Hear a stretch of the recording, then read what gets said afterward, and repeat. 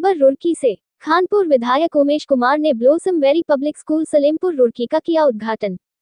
Roorkee blossom very public school Salempur Roorkee विद्यालय का उद्घाटन समारोह बड़ी धूमधाम से मनाया गया, जिसमें सैकड़ों क्षेत्रवासियों ने भाग लिया। कार्यक्रम में बतौर मुख्य अतिथि खानपुर विधायक उमेश कुमार रहे। विधायक उमेश कुमार ने कहा कि देश के विकास के लिए शिक्षा सबसे जरूरी होती है। शिक्षा से ही देश का विकास होता है। विधायक उमेश कुमार ने कहा कि जिला हरिद्वार में युवाओं को रोजगार की बहुत बड़ी समस्या का सामना करना पड़ रहा है। रोजगार से पढ़े लिखे युवा वंचित है। जिला हरिद्वार में जो इंडस्ट्री हब बनवाने जा रहे हैं, उनमें पढ़े लिखे युवाओं को 70% रोजगार दिया जाएगा, जबकि प्रदेश सरकार सरकारी नौकरी देने में सफल नहीं है। विद्यालय की प्रधानाचार्य श्रीमती रीमा जैन ने कहा कि विद्यालय का संचालन ऐसे क्षेत्र में हो रहा है जहां पर गरीब जनता निवास करती है। विद्यालय में प्रवेश आरंभ है। इस वर्ष विद्यालय में कक्षा नर्सरी से कक्षा 9 तक प्रवेश आरंभ किए गए हैं। प्रधानाचार्य ने कहा कि आर्थिक रूप से जो बच्चे पिछड़े हुए हैं उनको विद्यालय में प्रवेश की छूट दी जाएगी। गरीब छात्र छात्रों का विद्यालय में विशेष ध्यान रखा जाएगा। विद्यालय में शिक्षण कार्य अनुभवी शिक्षिका व शिक्षक द्वारा सुचारू रूप से चलेगा। विद्यालय में प्रवेश में फीस में छूट दी जाएगी। चेयरपर्सन नवीन कुमार सैनी का कहना है कि विद्यालय का माध्यम CBSE पैटर्न होगा। विद्यालय में उपस्थित रहे संस्थापक भोपाल सिंह सैनी, चेयरपर्सन नवीन कुमार सैनी, रविंद्र कुमार सैनी, शिव बाबा इंटर कॉलेज, माधुरी विकास सिंह सैनी, भारतीय किसान यूनियन क्रांति, नरेश चौहान, अनिल कुमार सैनी, आदर्श बाल इंटर कॉलेज कोटा मुरादनगर, अजय कुमार सैनी, प्रधानाचार्य राष्ट्रीय इंटर कॉलेज हदीपुर, उप प्रधानाचार्य मनोज कुमार, अनिल प्रजापति, प्रमोद कुमार, विपिन सैनी, विद्यालय की प्रधानाचार्य रीमा जैन, समय सिंह सैनी आदि मौजूद रहे। रिपोर्ट डायरेक्टर पहल सिंह राणा। मैडम, आज यहाँ पर जो है ओपनिंग हो रहा है एक विद्यालय संस्थापक श्री भोपाल सिंह जी, हाँ जी, के द्वारा ये विद्यालय का निर्माण हुआ। आज आप एज ए प्रिंसिपल है, तो आप विद्यालय के बारे में क्या कहना चाहती हैं? सर ये देखिए एक इंटीरियर में है, बहुत रूरल एरिया में, लेकिन यहाँ की बच्चों को जो है शिक्षा नहीं मिल पाती है। स्कूल बहुत दूर है, बहुत बड़े हैं। एक ऐसी जगह जहाँ बच्चे ईजिली आ सके, हमें स्कूल चाहिए to provide them a good education in the area is the best thing. What type of the medium of the school, madam? Sir, it's English medium. Only CBSE pattern? Yeah, CBSE pattern. So in which class start from? It starts from nursery to 9th. In this year? Yeah, this year. The admission circular what is? Sir, we are going to soon release them so that each and everyone can get the brief information about it. What the brief information about the parents and guardians? See, sir, the school is children oriented.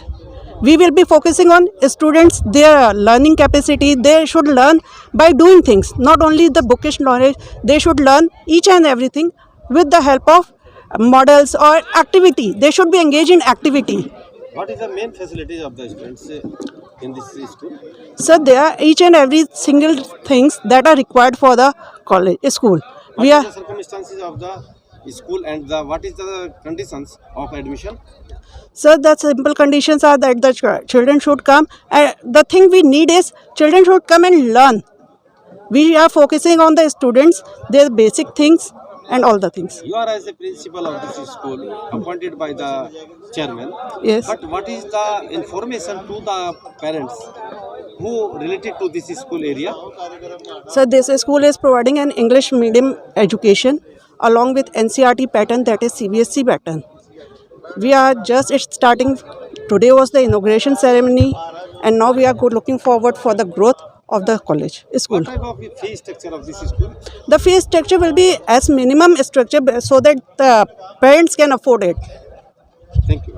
Welcome, sir. यहाँ दिखाने की अपनी वही है, इस तरीके का बच्चों को यहाँ पर कोऑपरेट। मेरी तरफ से पूरे संस्थान के संस्थापकों को बहुत बहुत शुभकामनाएं। दुर्गम क्षेत्र में, ग्रामीण में एक अंग्रेजी माध्यम स्कूल की स्थापना करके आप लोगों ने शिक्षा में एक नए आयाम स्थापित करने का प्रयास किया है। जहां आज शिक्षा का व्यवसायीकरण हो चुका है, वहीं पर शिक्षा को आम जन तक पहुंचाने की गांव देहात की जो मुहिम आप लोगों की है, ये आने वाले समय में एक बड़े वृक्ष की तरह होगी, जिसके संरक्षण में, जिसकी छाँव में बहुत लोग, बहुत बच्चे आने वाली हमारी पीढ़ियां फलेंगी फूलेंगी। मेरी बहुत बहुत शुभकामनाएं। सर, लोकसभा का बिल्कुल बच्चों का है, आचार संहिता भी लगभग चालू है।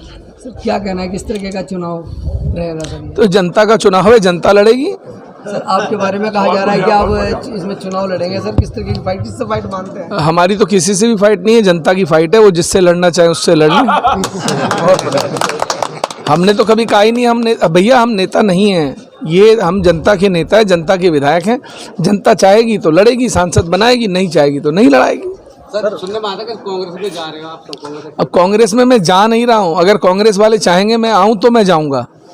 सर, उत्तराखंड में एग्जाम हो रहे हैं बार बार, लेकिन उनके पेपर लीक हो रहे हैं, इस पे आपको क्या कहना है? जब त्रिवेंद्र सिंह रावत जी के रिश्तेदार हाकम सिंह जैसे लोग होंगे, जो लोग शिक्षा माफिया से लेकर बेरोजगारों के, युवाओं के भविष्य के साथ खिलवाड़ करने वाले लोग, इस हाकम सिंह के खिलाफ सबसे पहला मुकदमा मंगलोर में 2020 में दर्ज हुआ था, कोविड के दौरान। त्रिवेंद्र सिंह रावत मुख्यमंत्री थे। अगर उसी समय चाहते तो कभी भविष्य में इस तरीके की बड़ी घटनाएं राज्य में घटती नहीं जैसी घटी हैं। लेकिन अपने प्रभुत्व के कारण, उसके साथ उनकी दोस्ती होने के कारण उसके खिलाफ एफआईआर लगा दी गई और उसको मुक्त कर दिया गया। और छोड़िए, जब हाकम सिंह सबसे बड़ा शिक्षा माफिया उत्तराखंड का, जब उसकी माताजी बीमार हुई पहाड़ में, तो त्रिवेंद्र सिंह रावत जी ने विशेष हेलीकॉप्टर भेजकर उन्हें अस्पताल पहुंचवाया था। तो इससे उनके रिश्ते पता लग सकते हैं, और वो सांसद ये हमें देने जा रहे हैं। लेकिन ऐसा होगा नहीं, इस बार उनको मुंह की खानी पड़ेगी। सर, इंडस्ट्रियल एरिया हब बन चुका डिस्ट्रिक्ट हरिद्वार, लेकिन सर 30 और 70 का यहाँ रेशो रखा था, लेकिन वो 30-70 का रेशो नहीं था। कैबिनेट के प्रस्ताव के अनुसार 70% स्थानीय युवाओं को रोजगार मिलना था, जिसका मैंने अभी सदन में मैं बिल लेकर आया था, और उस पर बहुमत के साथ सभी लोगों ने उस बिल को पास किया। और ये मेरा ही प्रस्ताव था कि 70% स्थानीय युवाओं को रोजगार मिले। अब उस पत्र का सर्कुलेशन डीएम के माध्यम से कराया जाएगा, और जो संस्थान 70% स्थानीय युवाओं को रोजगार नहीं दे रहे, उनके खिलाफ कार्रवाई की जाएगी। हमारे यहाँ जो सिडकुल बन रहा है, उसके लिए मैंने साफ साफ आदेश जारी करा दिए हैं। 70% जिस संस्थान में हमारे स्थानीय युवा नहीं होंगे, उस पर ताला डलवा दिया जाएगा, और मैं खुद जाके ताला डालूंगा। धन्यवाद।